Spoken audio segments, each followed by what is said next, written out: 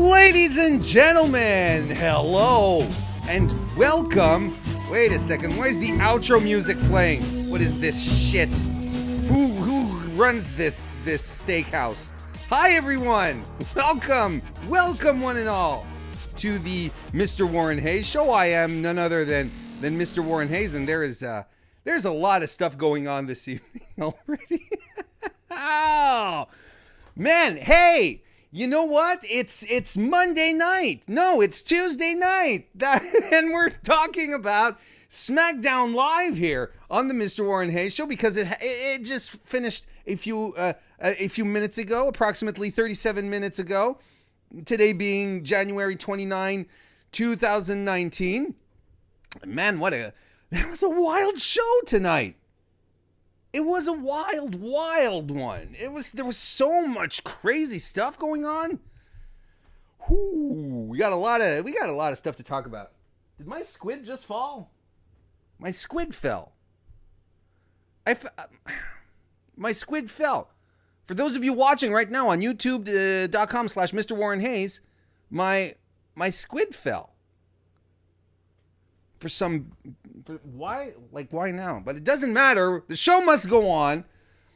I want to thank everyone for joining us live here on youtube.com/Mr. Warren Hayes. We got a nice a selection of people in the chat right now. Sweet folks like JPQ and Blaine, making sure the ship runs smoothly, and I salute ye. Kevin is here as well. Jason Campbell. We've got wait a minute, I saw a couple of names pop up. We have Michael, right? Michael is here as well. Michael Stepney, CM Phil. Oh, glad to see you guys. Thank you all so much. Don't worry, John, the squid will be fine. The squid will survive. And maybe right now you have no idea what I'm talking about either, because perhaps you're listening to this podcast, which is available on all major podcasting platforms, and even on some I have never heard of. But it's there. They're available. You can find the Mr. Warren Hayes Show on Apple, on iTunes. I think it's called Apple Podcasts now. Google Podcasts, Spotify, Stitcher, Podbean. It's there. So if you prefer maybe to just have me in your ears as opposed to in your ears and your eyes, which I can understand. I know, I'm self-aware enough to know that I'm best experienced in small doses. That you just limit the amount of time that I actually that you're actually exposed to me. So if you just want to do the audio, I am 100% supportive of that. And if you do podcasts or even here on YouTube, feel free to subscribe. Feel free to give this a thumbs up. Feel free to send this link out into the universe so we can have more people join us here live this evening to talk about SmackDown Live. But before we do, you know I always have stuff going on. You know that. This isn't new. I've always got shit going on.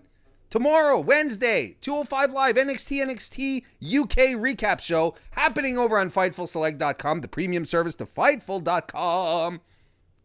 The exquisite combat sports news website that you have to make a part of your daily wrestling news agglutination routine. Is agglutination a word? It kind of is. But let's move on.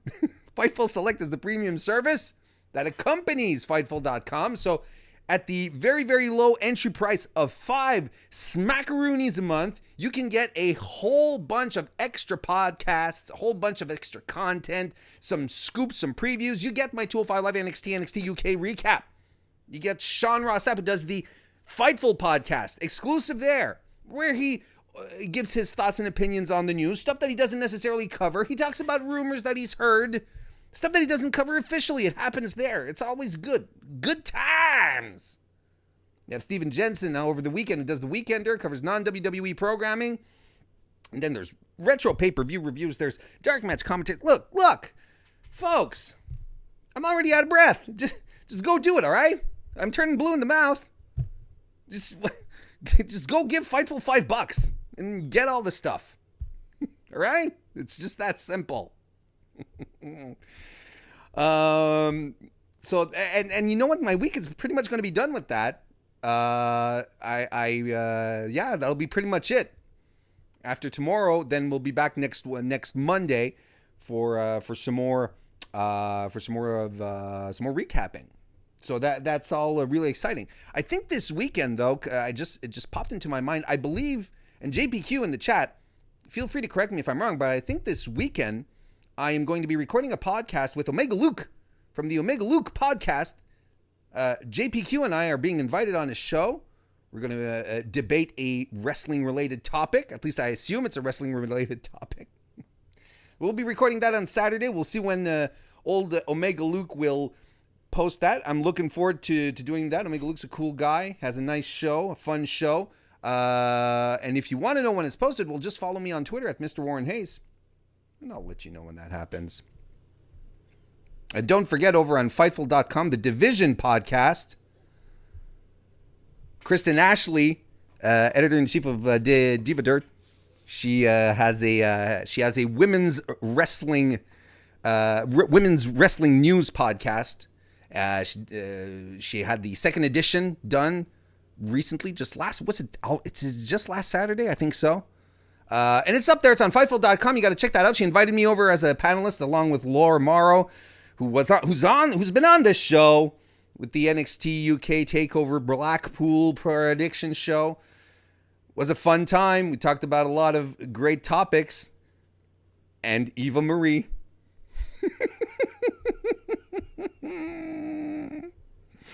Yep. We're having a good time. And you know what else is a good time? I'm sorry, guys. You know what else is a good time? I'll tell you what else is a good time. Powerslam.tv is a good time. Powerslam.tv is a subscription service that provides you with over 4,000 hours of professional wrestling content taken from the, or at least offered, not taken, it's not like theft, but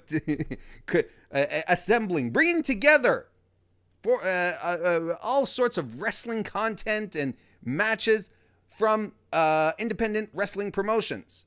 And I've talked about it before. There's a lot of great stuff there. You've got some old vintage Rev Pro matches. You get Will Ospreay versus AJ Styles if you feel up to it. Why not? I'd feel up to that. And you get even more current content, Smash Wrestling up here in Canada. They have a working relationship with Impact. So there's a lot of Impact wrestlers, both male and female, who end up there. It's fantastic stuff. You have Bar Wrestling, which is really cool. Defy Wrestling out of Seattle. There's a lot of great stuff there. And maybe you're sitting right there and you're like, well, Warren, I'd like to try it off, but I'd like to try it out. I'd like to see what it has to offer, but I'd like an incentive, Warren. Well, holy smokes, I'm glad you're so demanding, because if you go to powerslam.tv and you sign up and you enter code Warren Hayes, the greatest goddamn promo code of all time, you put that in there, Warren Hayes, all one word, you get 30 days free. I don't know what else you want from me at this point. I'm $5 for all the Fightful Select content, 30 days of Power Slam for free. Jesus Christ, people. I'm not wearing pants because of y'all. I don't know why I said that, but still. Go right ahead, go sign up. It's a great service, and I want to thank the folks at Power Slam for reaching out to the Mr. Warren Hayes show. I appreciate that a great deal. Ladies and gentlemen, we are going to move right into Bold Predictions! This is where we're at right now, folks. This is the greatest moment. This is where the show peaks each and every week. Right here. Go to Twitter, ask people for their boldest predictions regarding the show coming up later on in the evening. In this case, SmackDown Live. And now we have bold predictions. So we got a few quality choice ones for you. Let's start. Let's go right ahead. We're going to start by JB. JB says Braun and Nicholas come out. Oh, boy. Braun and Nicholas come out and they challenge Miz and Shane. They win. The Bar gets their rematch against Braun and Nicholas, and they win, thus completing the Circle of Life. It's a very, very bold prediction. I hope we never see. I hope we never see Nicholas again. I really don't. All right, thank you very much, JB. Next we have Dev, and Dev says, R-Truth will confront Samoa Joe about attacking him and taking his spot in the Rumble, only to be laid out. When he comes into the trainer's room, he says to Carmella, she's got me again this time, but mark my words, I'm going to get Nia Jax back one of these days. This is actually very, very R-Truthy and would have been really, really funny. Dev, this was very good. Good, bold prediction. Thank you, sir, or ma'am. Kevin Carroll with a very short one. Daniel Bryan versus the Royal Rumble burger for the WWE title. Oh, well, you know, if you saw the promo during the pre-show at Royal Rumble, well, you'd know this match would be a squash. Hey-o, I'm here all week. Thank you. Thank you very much for your support. Finally, I think it's finally Mike Baker. Why did I call him Mark? Mike Baker says, and I quote, there's no quote. Daniel Bryan and Eric Rowan announced they are opening a vegan cafe / flannel shirt clothing boutique for very short and very tall men only. Saying that the average men are the reason the world is falling apart. It's a good one. This is a good one. Thank you so much, Mike. That is indeed a very bold prediction. Those were our bold predictions for this evening. Thank you all for joining in as usual. JPQ, by the way, in the chat, says regarding my Power Slam offer, if any of you do the 30-day Power Slam, I highly recommend the Bruiser Brody documentary. So good. And I agree. The Bruiser Brody story in and about itself is extremely fascinating, and seeing it in doc form is mind-blowing. And JPQ is right.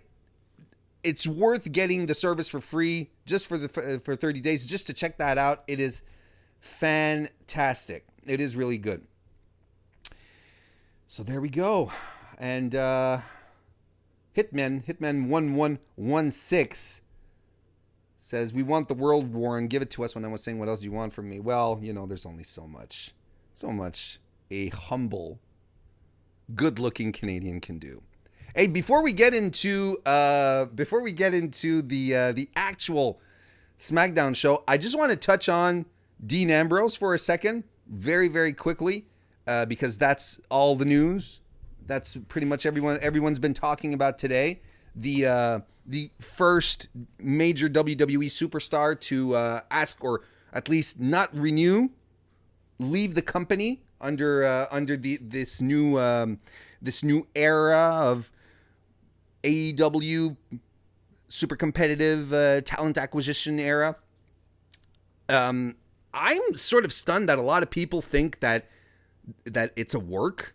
I mean, if it is, okay. But it's kind of weird for them to be working the audience through their official press channels. You know, and this isn't just like reaching out to wrestling media. We're talking, the entire media conglomerates that they work with, Sports Illustrated, USA Today, so on and so forth, that they all had the same news. And if it is a work, it is a super bad idea for WWE to have done that. You know, because it will shake the trust, the confidence that these outlets will have in WWE, because they don't want necessarily to be a part of the work, you know?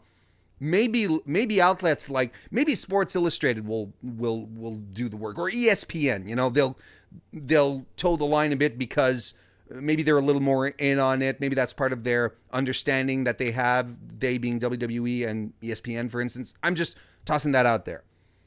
But when you start fooling with I don't want to say real because I don't want to say real press because I'm going to make a lot of enemies if I say that. But mainstream press, there we go. If that's what we're going for. If you start fooling around with mainstream press like that, they're not going to take kindly to it, and they are going to shut down any and following press releases that WWE will have because they don't have time to start dealing with entertainment companies feeding them bad information and having to research if that information is correct. You know what I mean? So I don't know why there's a lot of people who say, no, it's a work. It's been worded as a work. It's not worded as a work. It's worded as like he wasn't future endeavored. They actually wish that we wish that he returns. This is an amicable split. This is not Big Cass being tossed out where he didn't even get the future endeavoring here. So I'm happy for Dean. If that's what he wants to do, let him fly free atop the wings of dreams towards whatever promotions will want from him. And I tweeted this out, and I'll say it again.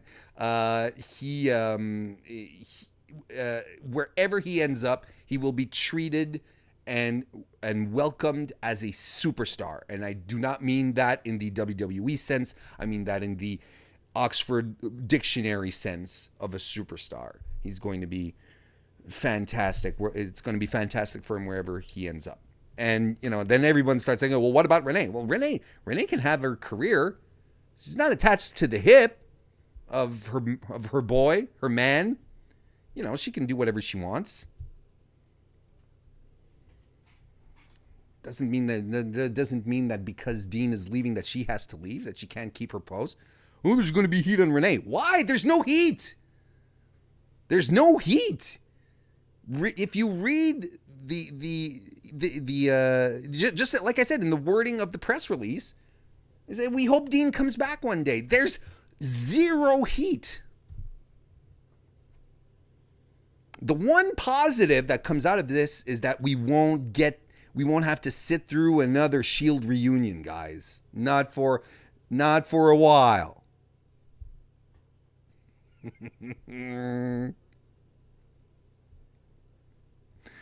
All right, so let's get to it. Let's talk about SmackDown. I'll take a sip here. I am enjoying this evening, for those of you who may be wondering at home, I am enjoying a 7-Up lemon drink. It is sparkling lemonade, white peach flavored. Some people like energy drinks. I like fancy 7-Up drinks that taste like peaches. White peaches. All right, folks, let's let me see here. All right. Let's get this going. Let's start SmackDown Live. Becky Lynch comes to the ring. Wait a second. What's going on? What's this? What's this music? Alexa Bliss? Is this Alexa Bliss's music? What's going on? What is happening? Hi, what? Warren. Who's this? It's Kristen. Kristen Ashley? The only real Kristen in your life, let's be honest. What? Hi. What are you doing? Hi, wait a second. What are you doing here on my show? How the heck? What? Are you a hacker? Listen, every week, I watch at least 12 of your shows. I haven't figured out why yet, okay? But every week, you sit and you talk about women's segment like you have any idea what you're talking about, okay? You need a real professional on this show, and I'm here to help you out. So what you're saying is that you think I don't know, you think I suck, right? And you're going to come in here and you're going to girl-splain to me how things work. Is that what you're saying? I'm going to boss-splain something to you. Okay. I'm a boss. So why don't you go ahead and recap on your little show, the women's matches, and I will fill in with commentary that is appropriate and professional and correct. Go ahead. I just want to point out right now, just before we go on, chat is going berserk right now. Kevin is saying, "Hey, that's my boss. Get him, Kristen. Right. Thank you." Blaine is chanting. Everyone's going crazy here. See, it's my people. They're tired of listening to your voice all hour, 40 times a week, Warren. You know they do come here out of their own free will, Kristen. You do know that, right? They come here because they feel sorry for you. Oh my God. Right. I mean, that's why I come, at least. Oh, I feel sorry for you. All right. Okay. That's fine. That's fine. It's fine. I'm waiting. Right. Well, okay. Well, let's talk about the women then. Let's talk about Becky Lynch because she started off the show. And man, this was such a good segment. She gets first of all, we get a substantial video package recapping everything that happened recently, Royal Rumble, what happened at last night on Raw with Ronda Rousey. Well, hey, Kristen, since you're here and you have such fantastic insight and great expertise, why don't give us your thoughts about Ronda and Becky last night? How did that turn out in your eyes? Let me start by saying you mocking me doesn't change how awesome I am. How did I mock you? I said you had great insight and expertise. That's right. There you go. What? Okay. Anyway, Ronda is an awful promo. She's awful. She's awful. All she had to do is keep talking. Because let me tell you, I've had my fair share of haters, okay? And I don't let it stop me from doing my job. There's a job to be done, and you're getting paid to do it. Mm-hmm. And you keep talking in the mic. But Ronda can't. She gets upset. And then people have to come out and save her. Like Bayley and Becky. It was awful. Ronda is an awful promo, and no one should ever give her the mic. That is my professional opinion. Well, okay, I agree. Oh, I agree. But I think I mentioned it last night as well. Getting heckled by the audience, happens when you're a pro wrestler, and this is the kind of thing where, despite the fact that she's done strides in the ring since starting, and I know that's a point we don't necessarily agree on, you and I, but it's my show, so I'm gonna continue down that line. Despite the fact that she's improved tremendously in her ring work, her promos have been so heavily scripted and so dependent on timing and so on and so forth that she gets in front of a crowd that's become hostile to her. She doesn't know what to do. And this is the kind of seasoning you pick up as you work the indies, where you work bingo halls in front of 20 people and you've got 4 drunk guys who are writing you the entire evening. That's how you learn how to deal with it. She just completely shut down, and she was on the verge of saying something very inappropriate. Yes. She got way too emotional.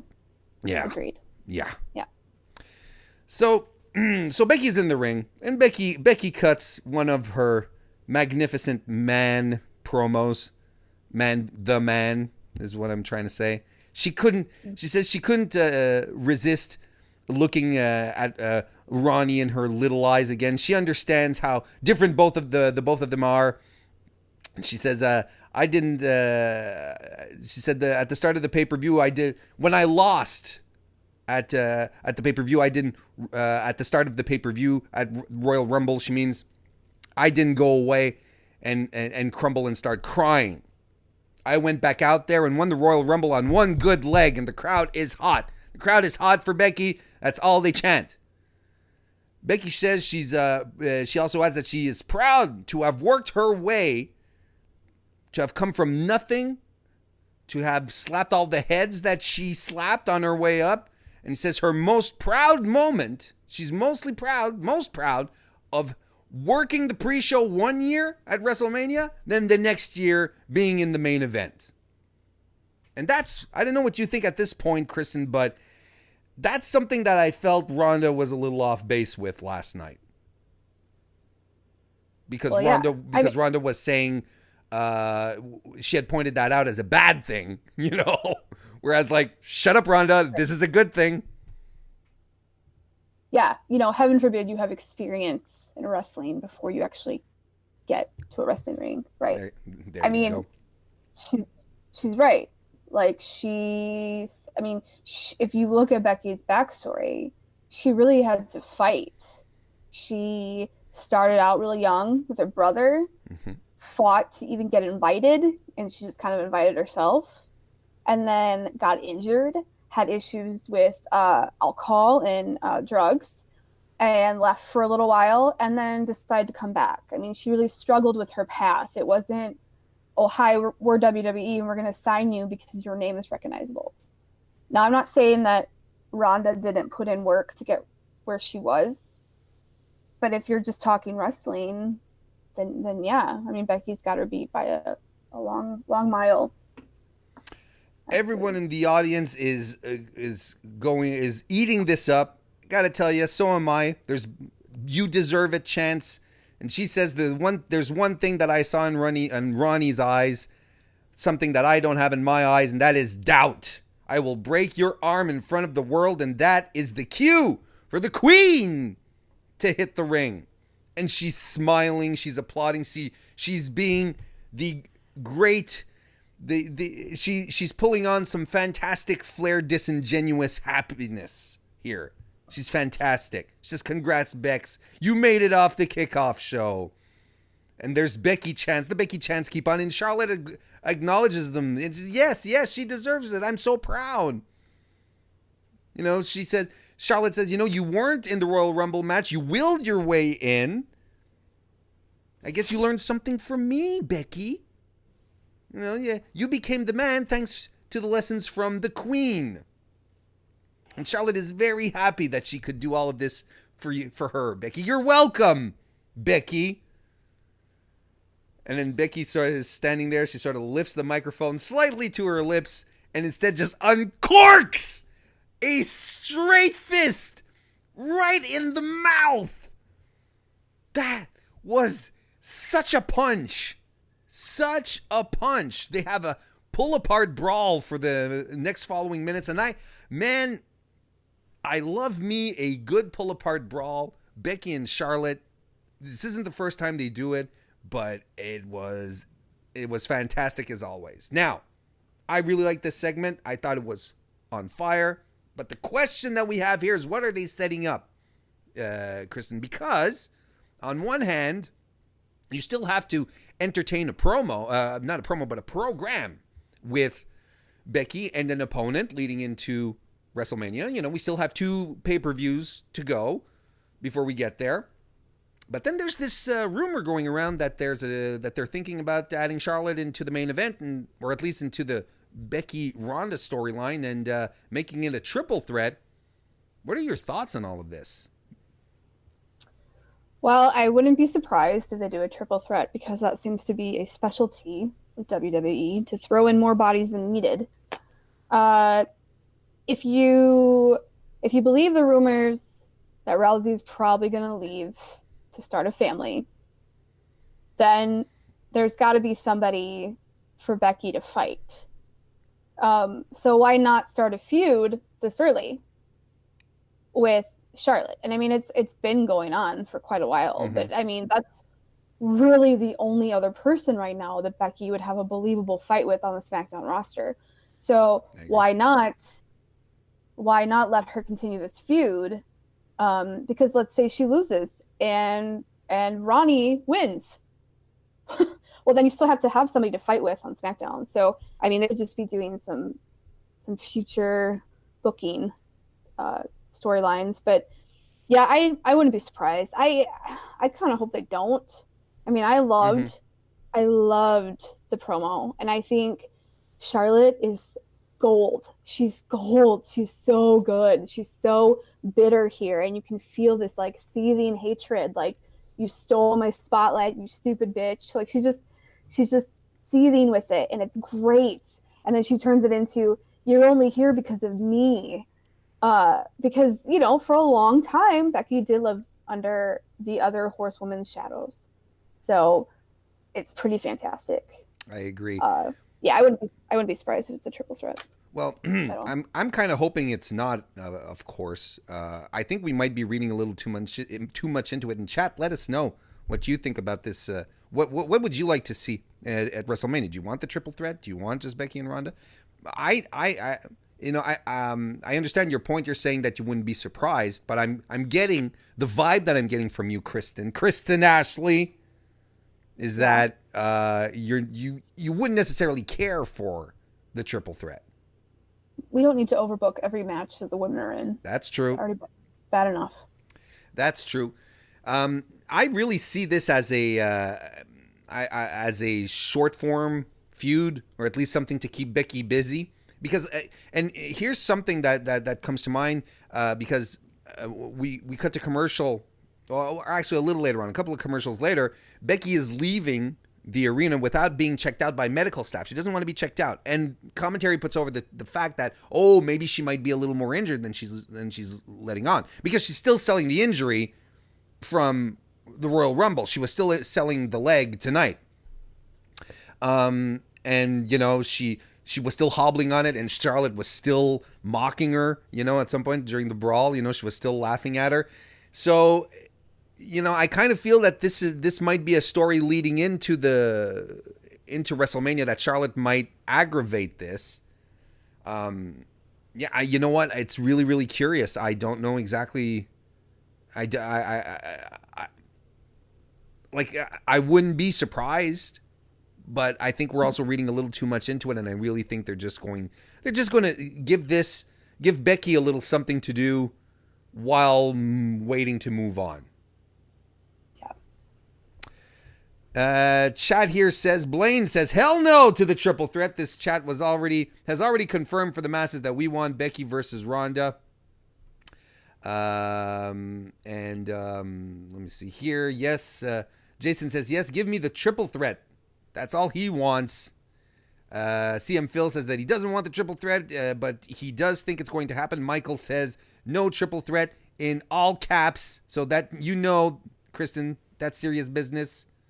Yep. Hitman says no triple threat for Raw. Do a triple threat for SmackDown title with Asuka, Charlotte, and someone else. So you can use Asuka, Charlotte after Mania. I'd be okay with Asuka, Charlotte at WrestleMania again this year. That was one of the better matches of WrestleMania last year. Well, since you're here, we're gonna, because I don't want to, keep you here too long. Let's not, right. I still want to do stuff to do. Right. Yeah, and it's my show, so. Well, your show usually goes like 6 hours, so. Okay, all right.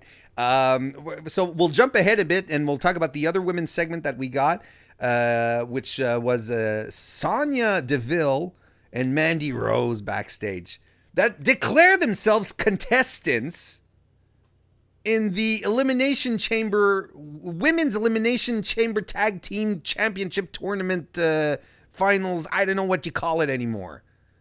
They just declared themselves in like it's the Royal Rumble. And meanwhile, on Raw, we're having qualifying matches. What the hell, Kristen? Well, the roster on SmackDown's smaller.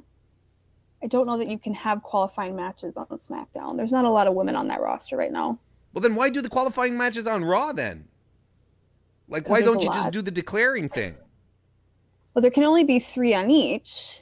Yeah. So maybe they just want to make it look like they get to work for it. I mean, frankly, I would rather see any matches than none. Like, we didn't see any women's matches tonight.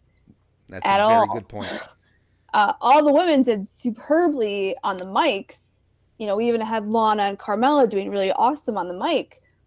But we didn't have anybody fighting. Now, you can't have Charlotte or Becky on a team.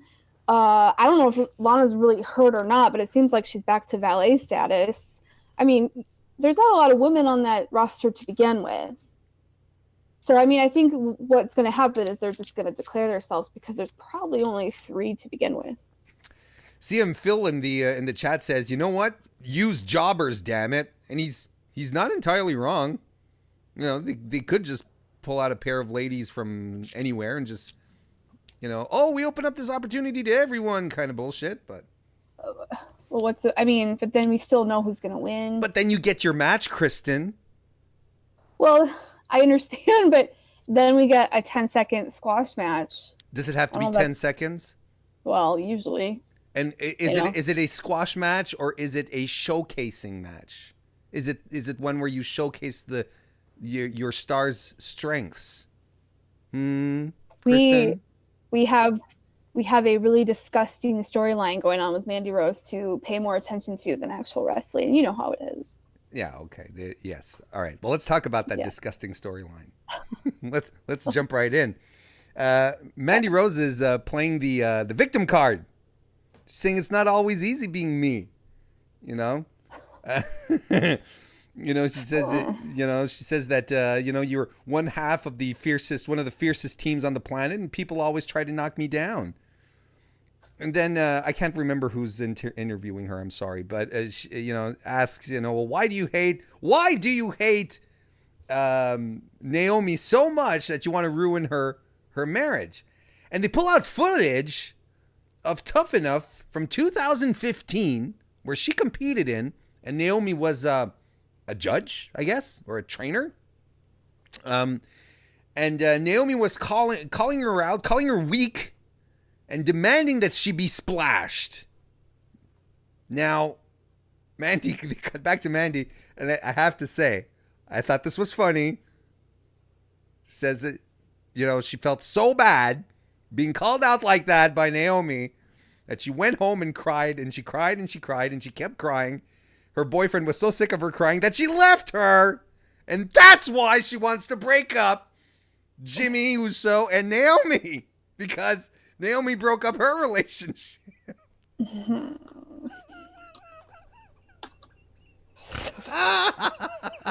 Wow. Yeah, this is what I looked like when I heard that. I was like, exactly like this. Folks who are watching this on Mr. Warren Hayes on youtube.com/Mr. Warren Hayes. That was my, I can't believe they said that. All right. Kristen, your thoughts. Oh, this is so ridiculous. First off, 2015. I mean, they've been on the same roster for a while before this feud started. So if that's your case, I mean, then why didn't she act like a brat towards Naomi? Secondly, you cried and cried, and then your boyfriend left you? Okay. And I really like how Sonya said, Naomi said a lot worse, but I'm not going to repeat it. Yes. Yeah, okay. That's usually a sign of, well, we wrote this on the fly, and we couldn't come up with a thorough enough answer. So we're just going to leave it, half explained. I think it's funny that they show Tough Enough. And I personally believe that this is going to be tied in to their reality show that's coming up, where they're looking for a future superstar. Oh yeah, personally, we talk about that in length, don't we? And where do we? Yes. Where did we talk about this again? Oh, the division. Yeah. My podcast that you forget to plug half the time, even though I let you on it. Yes, we did. We talked about it on the division. How this is turning women's wrestling into a reality TV show, which, they already have 2 of anyway. But, I think it's leading to this sort of like, oh, hey, do you remember Tough Enough? Do you remember how we had that show? And like that gave us some talent that are on the rosters right now. And they're bringing it into, just like with the Temptation Island thing. I thought they were cross-promoting with that. Oh, God. My take on this, is that she, WWE is sort of like scrambling to. I don't think they expected, because they're so tone deaf sometimes. They didn't expect the kind of negative reaction that the angle got, and I think they're backpedaling to try and find a better reasons to motivate this feud. And we talked about this a bit before. No, we didn't, because it was a surprise that you came on. But let's say we had talked about this before you came on my show. Kafabe is dead. If we had talked about it before you came online, I would have probably said that it feels like too little too late on WWE's part. It's like they finally realized that, if they want, maybe they should just let their women feud about wrestling things, and maybe that will help motivate the feuds and make them actually interesting. Now I feel that's what they're going back to. They're like backtracking, looking for a reason. It's like, hey, you know what? She said something. Naomi said something semi-mean to Mandy Rose. Yeah, what she called her weak. Oh, she didn't call her like a skank bitch or something. No. She called her weak. Yeah, that's the worst. Yeah, we could use that. I feel they're just going. Yeah. They're trying to retcon essentially what happened. I don't know that WWE really cares what we think. They started off saying, "Well, this is for you." Mm-hmm. Oh, we have all sorts of proof. I mean, since the freshness, everything that was supposed to change, and they were listening to us. We've seen them stick their finger up their ass. Is that the expression? We have a McMahon with a title. Yeah. And we just have the same nonsense that we have Elias. They turned Elias. They turned Rusev. Right. Yeah, everyone's turned a million times. I'm assuming now that they're trying to turn Mandy Rose into a semi-likable character, and I don't think I'm gonna ever like her. But yeah, I don't think they really care. Oh, poor Mandy. Poor Mandy. If she's done right now, if you don't like her now, and you can carry a grudge, man. So yeah. I feel for her. I really do. I don't feel for her. She's fine. I feel for her because she's on your list. Oh, that's right. Yeah, Jericho gave me his list. Not Jericho. Yours. Anyway, well, hey, Kristen. Thank you very much for popping by. You're welcome. Those were all it was needed, apparently. These were all the women's segments of the evening. Perhaps, the door will be always open if you want to pop back in, and perhaps at another occasion we'll actually have matches to talk about. But in the meantime, why don't you let all the good folks who are listening right now, let them know where they can find you on social media, but maybe not your home address. You don't want people to go find you there. No, because they would. They would. All of you in the chat know where I exist because you're all loving, adoring people. I'm on Twitter, Kristen Ashley. It's my name. It's not hard. You can find me on Diva Dirt. Go there for all your women's wrestling news. We've already talked about it. I'm on the Division, Fightful's only women's wrestling podcast, led by me, sometimes Warren if I like him enough, and then more credible professional panelists like Joe and Laura. I also occasionally I've got some really cool pieces coming up. One's about intergender wrestling with a lot of quotes. So keep an eye on that. That's fun that's back in the discussion. It's crazy what just one event can do. Yeah. Awesome. Kristen, listen, in all seriousness, thank you very much for popping in. Thanks for having me. And we'll see you soon. I think you're going to go jump in the chat, right? Yep, I'll come back and save them from you. Oh, my God. Okay. I retract the thanks. We'll see you later. Okay. Kristen Ashley, everyone. What a shock! All right, let's continue on then with the rest of the show. After the Becky Lynch segment, we had R-Truth, who came to the ring, accompanied by Carmella, saying that he got jacked up. He got jacked up because he never got to enter the Royal Rumble because of Nia Jax. See, that's the joke. He got jacked up, jack. Anyway. He says, 1 minute I was rapping, the next I was napping. And I adored that because it is a 1992 mainstream rap rhyme. Like, I wouldn't believe. I really, really popped for that. He said he would have won the match, but instead tonight, the McMahons realized that he got screwed, and instead he's getting a U.S. title shot. Now, if you thought that first segment was wild, he's getting U.S. title shot against Shinsuke Nakamura, who goes right after R-Truth. And look, this is not much of a match. Aside from Nakamura hitting a reverse exploder, there's not much to this. We have a commercial. When we come back from commercial, Shinsuke gets some knees in on R-Truth. He goes for a landslide, but R-Truth rolls him up into a pinning combination, and then Mike Chioda counts, and Shinsuke doesn't quite get his shoulder up, or at least that's what we think. Mike Chioda counts 3 out of nowhere. R-Truth is the new United States champion. Now listen, folks, Mike Chioda is continuing on his legacy of being the worst referee in the history of WWE. And yes, I'm including Danny Davis in this. Because Shinsuke's shoulder was up. It was up. God damn it. Chioda, you dumb bastard. What are you doing? And let's not forget, this is the same Mike Chioda who didn't quite know how to do a Money in the Bank cash-in. Carmella's cash-in. Remember, he was like going around with, are you sure to just ring the goddamn bell? Chioda.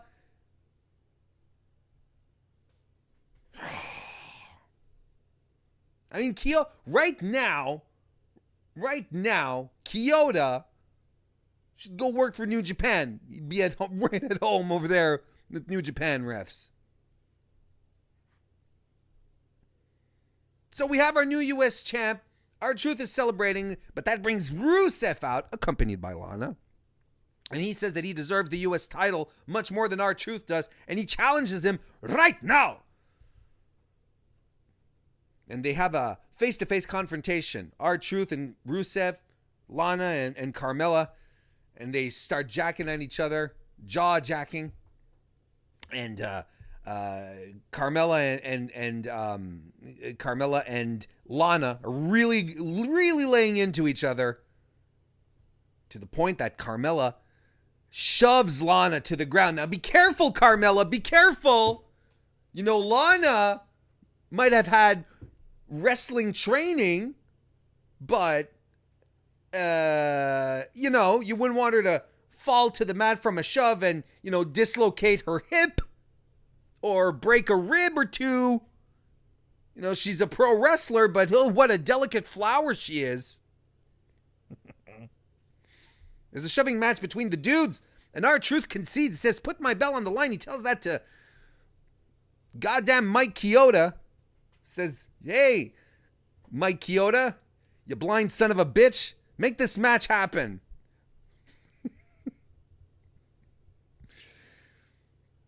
And again, this is not much of a match here. R-Truth rolls up Rusev for the win, but then Shinsuke Nakamura attacks R-Truth from behind, drags him outside, beats him up some more, and Shinsuke sends R-Truth back in the ring where Rusev is waiting.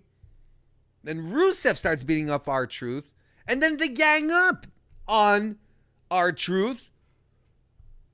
They help each other out. They help. Shinsuke holds R-Truth up for a Machka kick by Rusev. Rusev holds R-Truth up for a Kinshasa from Nakamura. Listen, I dug this. I thought this was wild. This was fun. And I am so pleased. I am pleased as punch. Or as peach 7-Up lemon white peach drink. I'm as pleased as anything that you find tastes tasty that R-Truth is getting a program.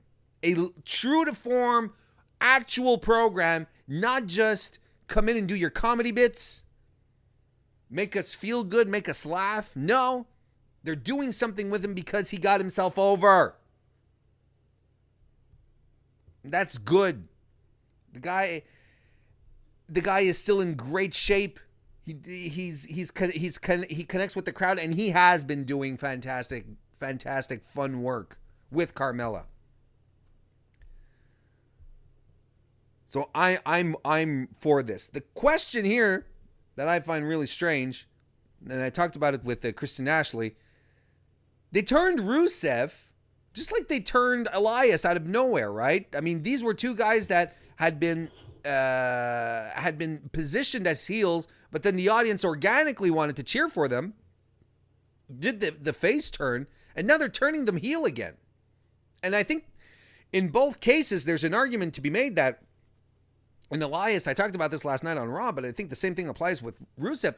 The Rusev face turn wasn't given a real chance to grow. If they just looked at this and said, or you know what, Rusev, the face turn's not working, we're going to put you heel again.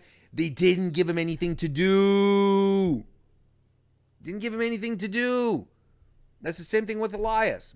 However, I think the main difference here between the two, if we're drawing comparisons, I think the main difference between the two here is that the Rusev turn was effective because he beat up a well-liked, well-appreciated fan favorite in R-Truth.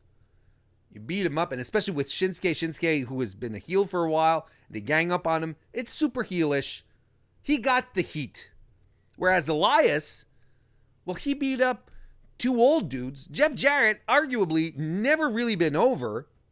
I think the nostalgia of Jeff Jarrett is over, but Jeff Jarrett has never really been like, Jeff, my God.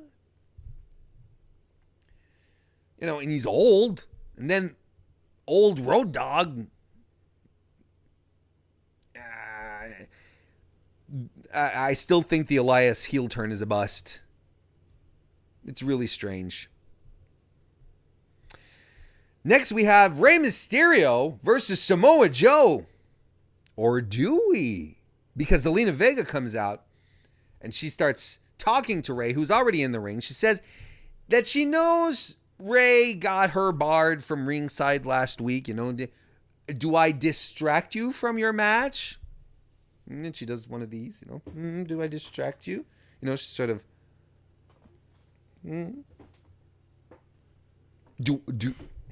Do I distract you, people?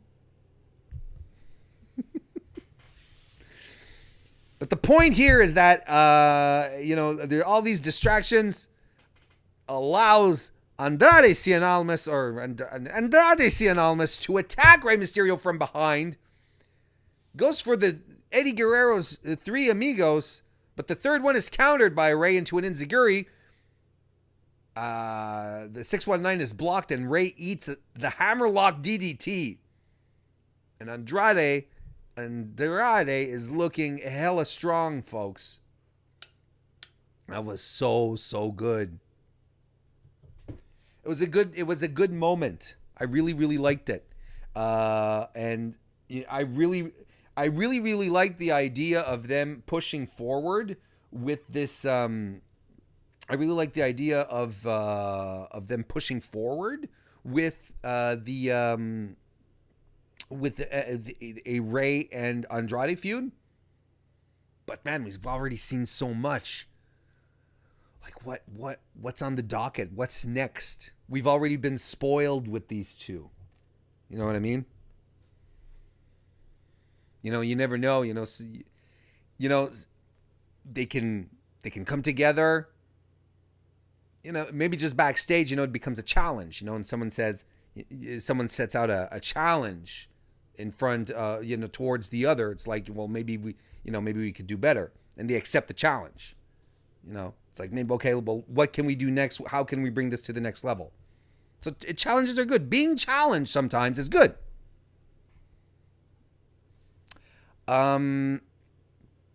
Rusev is backstage and he runs into Gallows and Anderson, who are kind of sticking up for R-Truth. And this ends up with a match. Between, or at least the setup of a match, between Gallows and Anderson and Rusev. You know that great game, Rusev? Rusev and Shinsuke Nakamura, who are apparently drawing an uneasy alliance here. Now, here's the thing.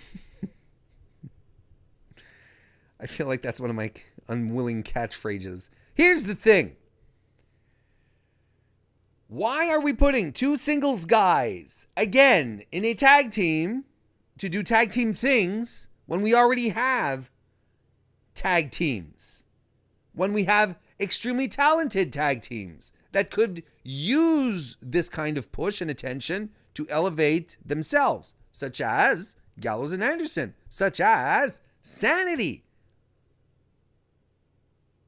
Man, just a month ago, I was freaking out because we had Sanity, both Sanity and Gallows and Anderson on the same episodes of Raw. And now it's like,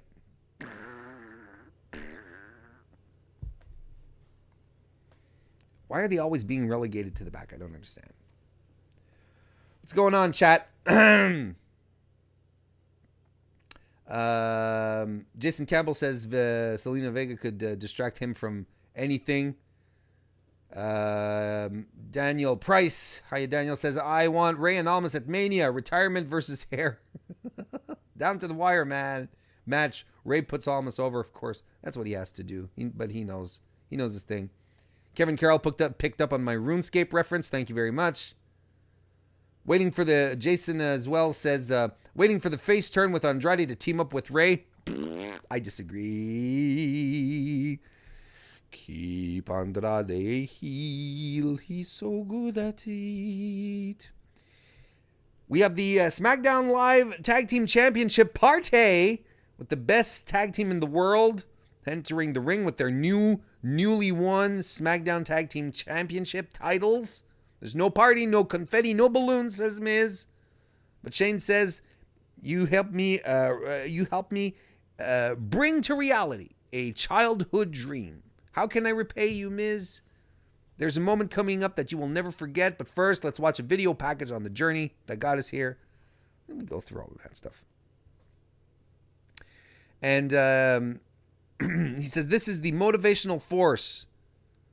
Shane says, this is the one motivational force that Mike Mizanin uses every day to help him push himself and go forward. And he introduces, this is the moment, the surprise, Mrs. Dad, for your Emmy consideration, folks. Mike Mizanin's dad's hair, ladies and gentlemen. He comes to the ring and he grabs a microphone and he says, I love you, Mike, I love you, and I'm very proud of you. And they hug, and I don't know where the Miz got his acting abilities from, but he didn't get them from his dad. Oh boy. Ooh. I can't wait for in a couple of years for Miz to have his dad's hairdo. So basically, Shane and Miz then say, well, who's next? Well, we're going to have a 4-way elimination match to determine the next SmackDown Live contenders right now. And this is going to be an elimination match. And where we have the Usos versus the New Day versus The Bar versus Heavy Machinery, who pop up on SmackDown. They did a match on Raw, and they did a match on SmackDown. I don't know if they've settled. They did mention on Raw last week that the newcomers were sort of sending out feelers, testing out things, saying, what's the best fit for me kind of thing. So is Heavy Machinery a part of SmackDown? Look, if anyone in chat wants to go check on the roster and let me know if Heavy Machinery has been officially added to the SmackDown roster or not, that'd be appreciated.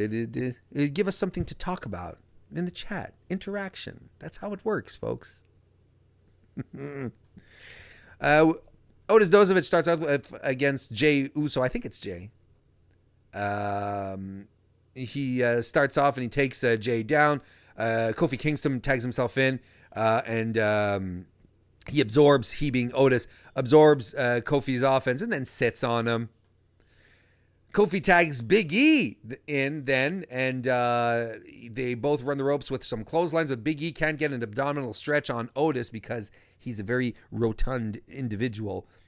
But it ends up with Otis slamming him down to the mat. They being Heavy Machinery they do some double teaming. They do the bushwhacker strut thing, and they ram into Big E. Sheamus comes in a little later on. Sheamus comes in to face Jimmy Uso. He drives a knee into Jimmy. Cesaro gets back in, puts him in a sleeper. But Jey Uso gets the hot tag, and he takes out Heavy Machinery. He takes out Sheamus. Samoan drop. Covers. Only gets 2. Sheamus flips Jey over the top rope. Big E tags in as he flies through the air. That was cool. It was a nice little spot. They move, they being the New Day, into an electric chair position with sitting on Big E. Kofi with the flying knees off the top rope. Covers, but Cesaro breaks up the pinfall. Cody and Otis then happens. it happens. Kofi jumps off the top rope. Otis catches him mid-flight, and Heavy Machinery hit the compactor, covers Kofi, and get the pin. Jey Uso then comes in, and he dumps out Heavy Machinery. The Usos go for a dive, but Cesaro tags himself back in on Jey. Jimmy then goes and dives to the outside, but Jey on his side, he gets planted onto the commentary table by the bar. Tucker Knight side slams Cesaro, but Sheamus comes in and starts kneeing Knight, who eventually gets the tag gets the tag over to Otis, who avalanches both members of the bar. Belly to belly overhead suplex, avalanches both guys in a corner. He hits the caterpillar elbow on Cesaro, covers him and only gets 2. They go for the compactor again, but they're distracted. Instead, they get a nice little move here, wheelbarrow into a slam, which is really cool. Get the cover. They cover Cesaro, but Sheamus breaks it up. Jimmy Uso tags himself in and hits a flying crossbody off the top rope. He hits an enziguri on Otis. Super kick on Knight. The bar become legal again. And there's a brogue kick that happens. Jimmy super kicks both guys. Jimmy then dives onto Cesaro to the outside. Top rope splash by Jey, who covers Cesaro for 3. And we are going to be getting at an elimination chamber. The Usos versus the greatest tag team in the world. And to wrap this one up, folks, we have a main event segment. This was wild. Blaine says Heavy Machinery are not officially on the SD roster, but man, I would love to see them there. They showed out tonight. Yeah, that was the main sticking point of this match, is how strong Heavy Machinery was booked tonight. Daniel says, I'm happy Heavy Machinery got a rub tonight and some shine, but I hate tag titles being used to drive a singles angle. Yes. Jason says, I hated the fact that 3 of those teams that participated in that Fatal 4-Way were the same dang tag teams. You could have just had Sanity replace the New Day. That would have been fine. Man, if the Usos dropped to Shane, WWE doesn't deserve nice things. Well, you know, WWE apparently doesn't deserve pretty title belts. Daniel Bryan comes to the ring. He has a microphone and he says, you know who won this Sunday? And everyone breaks into a Becky chant. And my God, at that moment, I could not have been more proud of that Phoenix crowd. Bryan sort of brushes it off. He doesn't fool around with it. I was really looking forward to what kind of quip he would have had to counter that, but no, he just let it slide. He said, you people won. Each and every one of you won. You won. Your children won. Your children's children won. A victory for me is a victory for every sentient being on the planet, because Daniel Bryan is the planet's champion. I swear, guys, I swear. Daniel Bryan's not a heel for me. He's so much fun right now. I'm enjoying him way too much. And he says that, he's not alone in this quest. He found someone who understands everything he says and does, and he introduces Rowan. So, Eric Rowan getting a first name back, already stricken from him. Poor Eric Rowan, or Rowan. It was hilariously fantastic that on his Titantron, it's written Rowan, and the O in Rowan is a spinning recycling symbol. I thought that was hilarious shit. It's just so grotesquely goofy. I just thought it was fantastic. He says he found Daniel Bryan. That's it. He says he's found someone that's on his level. So, someone who Eric Rowan reads Chaucer and Harai. He says his hands are dirty because he's a man from the earth. He is my intellectual peer. Oh, that was so good. And Eric Rowan is wearing an Ailstorm t-shirt. And I don't know if you guys have ever heard of Ailstorm, but if you like your rock music drunk, hit up your Spotify and look for Ailstorm. That got points for me. Daniel Bryan goes on. He says, AJ Styles called me a hypocrite. And he's right, I am one because I carry around this thing, the WWE Championship title. And so then he asks for a trash bin, which they put in the ring. And he says, this is a symbol of victory, but it's also gaudy. It's made from cheap labor. It's made from the skin of a cow who suffered. And then, of course, this is where the peak of the evening was achieved. When he says, I like to think of this cow, this sentient creature that suffered needlessly. I'd like to give her a name. Let's call her Daisy the cow. And of course, the audience, Daniel Bryan says, her skin was used to make the belt. And the audience breaks into thank you, Daisy chants. He ends up trashing the WWE Championship title. Now, if you're even remotely a purist as far as wrestling goes, or if you're even fairly not a purist, but a historian, knowledgeable about the past, the history of pro wrestling,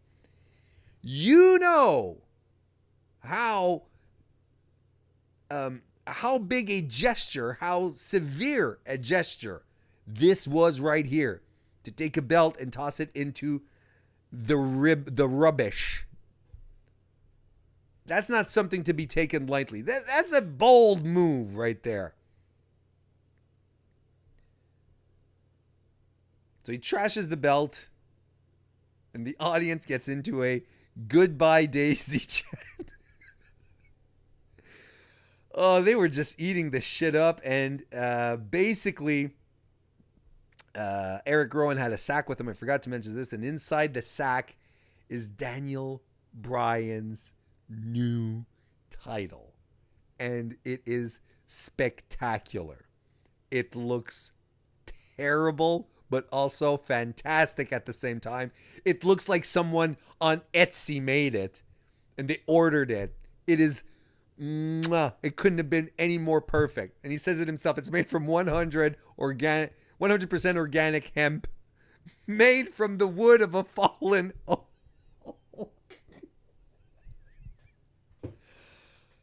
And then he gets cut off. But just that bit there where he, of course, made from the wood of a fallen oak, because you didn't chop down a tree to make this one. The tree had already been felled, perhaps by natural occurrences, the wind, lightning. Oh man, that was so good. That was so funny. AJ Styles comes out and he asks him if, I don't know what you're talking about. Did you smoke the prototype of that, of that belt? And that brings out Randy Orton. During the commercial, Jeff Hardy comes out. Mustafa Ali joins the fray. And then at the very end, so you have all these 5 guys in the ring. And then at the end, you have Samoa Joe who comes out. And he has a microphone, and you have Samoa Joe saying Samoa Joe things, and it is just the most brutal, vicious, face-grating fire promos. On everyone, but especially on Jeff Hardy. Why don't you act like this is an AA meeting and shut your mouth while I'm addressing the group? And what was fantastic in Joe's promos is that he addressed his history. He has history with 3 people in that ring. He even brought Wendy back. God damn. This was so good. And it's in these circumstances where when you take a sit back and you look objectively at what's happening, you have to ask yourself, why aren't they doing more with Samoa Joe? What's wrong? What's the problem? Ugh. Everyone starts brawling. They start fighting each other, but Daniel Bryan, he's staying away. He's up on the commentary table and he's holding his new title aloft. And he's saying that he will always be the WWE champion until Triple H appears on screen on the Titantron. Says, hey, Daniel Bryan, look over here. Look up here. Hey, you're not going to defend against one of these men. You're going to defend against all of these men in the Elimination Chamber. I'm all for this. There is a lot of great people in that match. This is going to be a barn burner of an Elimination Chamber. Are you kidding me? And you have Mustafa Ali in there. How long has he been called up? A month? Look at how much they believe in this guy. You know, Mustafa Ali, he's so likable and has such a perfect backstory, something that you can relate to. It's a, tried and true. He, used to be a cop, has a family. He's of a different faith and he's pushing through, stereotypes, trying to be a good person. This is the kind of stuff. I'm sure you've seen the reports or rumors from mid last year, where there was a rumor circulating that Fox is going to want WWE to cut down on the comedy, on the goofball nonsense, and they want to, for SmackDown, and Fox wants SmackDown to be more sports focused than entertainment. Well, Mustafa Ali is exactly the type of profile that would fit perfectly in that kind of environment, where you have him have his little documentary, not a documentary, but a series of vignettes setting up his history, explaining who he is. Man, that was fantastic. I mean, it was a great segment, devolved into a bit of a messy brawl, but it was okay. This was a wild episode of SmackDown. It was really, really, really wild. There was so much stuff happening everywhere. And when you take a seat, when you take a moment to just stand back and look at what happened, there was legitimately only one wrestling match here. The R-Truth, Rusev, Shinsuke Nakamura stuff weren't matches. The only one match we had was the four tag team elimination match. And again, there wasn't much to it. But everything was just so wild enough that we didn't notice. We didn't notice. Lots of thank you daisies in the chat, of course. Joe Anthony says, never heard of Ailstorm, but I do love drunk rock music. Look, I'm telling you guys, Ailstorm, you're going to have a blast. Check that out. Daniel Price says, I want Van Damme to write Styles a letter saying, Dear AJ, thanks for putting my bong that I called the prototype over on SmackDown. CM Phil says, I thought Randy's Didn't You Lose to a Girl was extremely lame. Yes, thank you for pointing that out, Phil. Yeah. And Phil says, I was like, didn't you lose to Jinder Mahal 2 or 3 times? Yeah, no, that was extremely lame and defeated the purpose. It sort of chipped away at the good, or the interest anyway, that Nia Jax's presence created. It just continues perpetuating very, very sexist themes. I agree. And Blaine says more NXT Triple H on the main roster, please. Yes. Yes, please. Yes, please. This was a wild episode of the SmackDown recap here on the Warren Hayes Show, folks. Wouldn't you say? We got a run in from some crazy woman. I don't know how. I think she's a hacker. I think Kristen Ashley has some. I think she somehow managed to fish for my information. Look at me pretending to show you guys that I know exactly what I'm talking about. Anyway, no, but it was nice to have her. Maybe we'll do this again. We'll have her back. It was a nice, it's refreshing sometimes to not always hear my voice. I can only imagine how hard it is for you guys. I want to thank you all for joining me tonight. Don't forget NXT 205 Live NXT UK recap show tomorrow night on FightfulSelect.com. Don't forget to check out the Division podcast, Kristen Ashley's podcast, over on Fightful.com. Subscribe right here if you're on YouTube. Just hit the subscribe button. That would be really appreciated. That's the best way to really support. Subscribe here on YouTube.com/Mr. Warren Hayes. Come join us live. That's fantastic. Or subscribe to my podcast on all your favorite podcasting applications. Those are really, honestly, sincerely, the best ways to support what I do. It's not that much of an investment. Plus you just show your boy Warren. You say, "Hey, my boy Warren, here's a little something for you, a little token of my gratitude." All right, everyone. I want to thank you all very, very much once again for joining me this evening. And you know what? I'll see you next time.